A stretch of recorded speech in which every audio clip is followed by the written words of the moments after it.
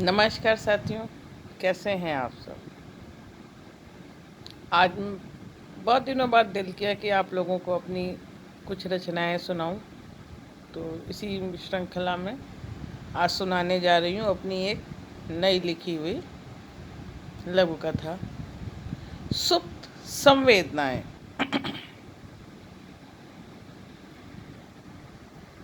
जलते हुए चूल्हे पर अचानक ही अनजाने में जा गिरा आंचल, और उसे संभालती सांस न दिया।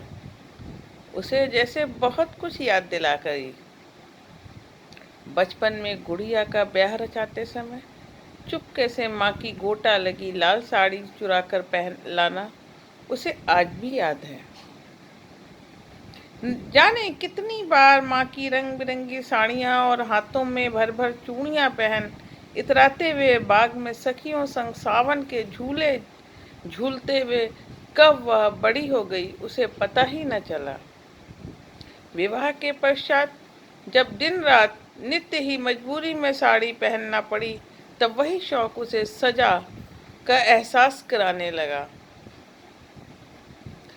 सबकी संवेदनाओं का ध्यान रखते समय कब उसकी स्वयं की अभिलाषाएं सुप्त सी हो गईं, उसे पता ही न चला। साड़ी लपेटते समय उसकी एक एक प्लेट उसे जैसे याद दिलाती प्रतीत हो रही थी, उसका एक एक बीता हुआ पल, जब वह बहुत करीने से साड़ी पिन से बांधकर उन्हें बिल्कुल भी हिलने न देती थी। आज हाल यह है कि साड़ी कहीं और पल्ला कहीं। ध्यान है तो बस चूल्हे पे चढ़ी सब्जी पर या उबलते दूध पर, साथ ही सर पर टिके पल्ले पर कि कहीं वह सरक कर किसी को अपनी इज्जत कम होने का एहसास न करा जाए। उलझने थी कि शांत होने का नाम ही न लेती थी। तभी मन में दृढ़ निश्चय करके उसने लहराता हुआ सिर का पल्ला हटाकर लपेटकर कमर में खोस लिया और सोई हुई संवेदनाओं को जगाकर एप्रन पहन सुरक्षित तरीके से काम करने लगी।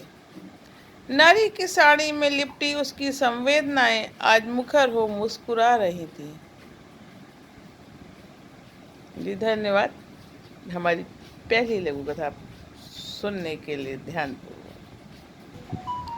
अब मैं पेश करने जा रही हूँ अपनी दूसरी लघु कथा, अकेलापन। घर में घमासान मचा हुआ था। कौन किससे और क्या कह रहा है कुछ समझ में न आ रहा था। सब गड़बड़ हो रहा था। तभी जोर से बजती मोबाइल फोन की रिंगटोन से सबका ध्यान उधर गया। जिसका फोन था उसने उसे उठाते ही नंबर देख कहा, हेलो सुनो, कुछ देर बाद फोन करना, अभी भूचाल आया हुआ है, सब अपनी अपनी सुना रहे हैं, किसकी सुने किसको छोड़े समझ नहीं आ रहा है। कोई बात नहीं, फोन का लाउड स्पीकर चालू कर दो, हमें भी सब सुनने दो, बड़े दिनों बाद ऐसा मौका आया है। सबकी सुनते समय लग रहा है कि हम दूर रह के भी अकेले नहीं, सबके साथ हैं। और फिर कुछ समय पूर्व अवसाद के दलदल में जाने से बच वह आवाज घमासान बवंडर में शामिल हो मस्ती भरे कहकहों में डूब गई।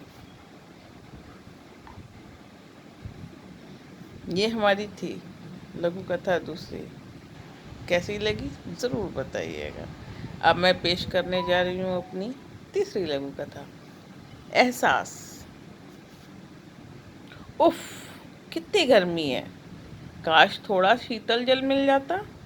गर्मी से परेशान हो वह बोला।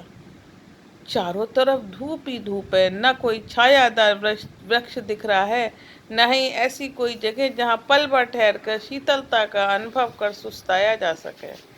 समझ नहीं आ रहा क्या करूं।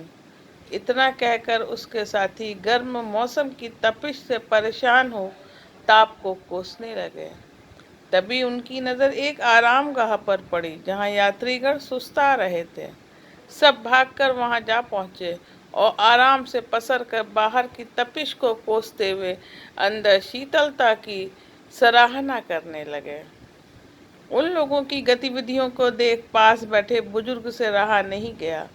मुस्कुराते हुए वो बोल पड़े, अगर ताप ना हो तो शीतलता का एहसास कहाँ से होगा।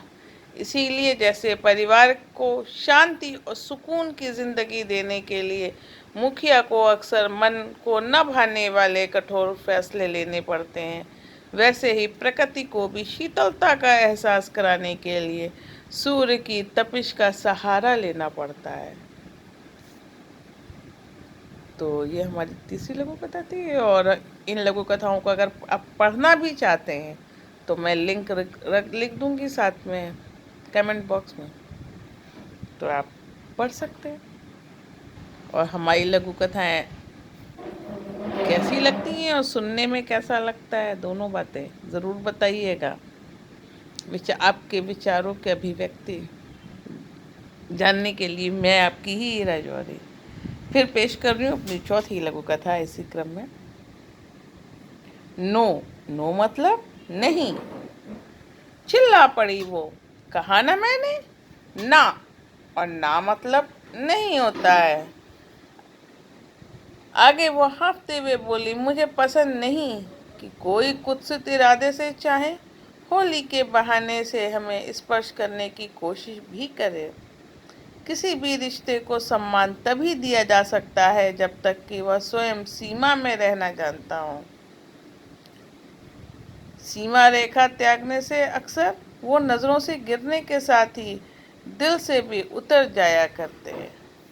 तीखे अंदाज में कही उसकी बातें सुन सामने वाले के आगे बढ़ते कदम थम से गए। ऐसा लगा कि उसे अच्छी तरह समझ में आ गया उसके न का मतलब। पर यह क्या, थमे हुए कदमों में फिर से हरकत हुई। गुलाबी गुलाल भरे हाथों वाले कदम कुछ आगे बढ़े और वातावरण में धीर गंभीर आवाज गुंजायमान हुई। हमारे कहने से एक बार कछुए की तरह अपनी सोच के खोल से बाहर आओ। दुनिया इतनी बुरी भी नहीं है। अगर पूर्व में तुम्हें कोई खराब अनुभव हुआ है तो भी जरूरी नहीं कि आगे भी सब बुरा ही हो। क्या इस दुर्गम जीवन पथ पर हमारे संग खुशियों के रंग बिखेरना पसंद करोगी? अगर हाँ, तो अपनी नकारात्मक सोच के खोल से बाहर आकर एक बार हमारे रंग में रंग कर तो देखो। दुनिया इतनी भी बुरी नहीं है कि नफरतों में जीकर जिंदगी गुजार दो। और भी जाने क्या क्या उसका कहना वो सुनती गई। और फिर धीरे धीरे उसकी आंखों में विश्वास के मोती झिलमिलाना शुरू हो गए। उन झिलमिलाते मोतियों को सहमति समझ उसने आगे बढ़ प्यार के रंग से उसे सरोबार कर उसका सारा अविश्वास दूर कर दिया। तो हमारे ये प्रयास कैसा लगा आप लोग ज़रूर बताइएगा। पूरा वीडियो देखने के लिए धन्यवाद, सुनने के लिए धन्यवाद व शुक्रिया साथियों।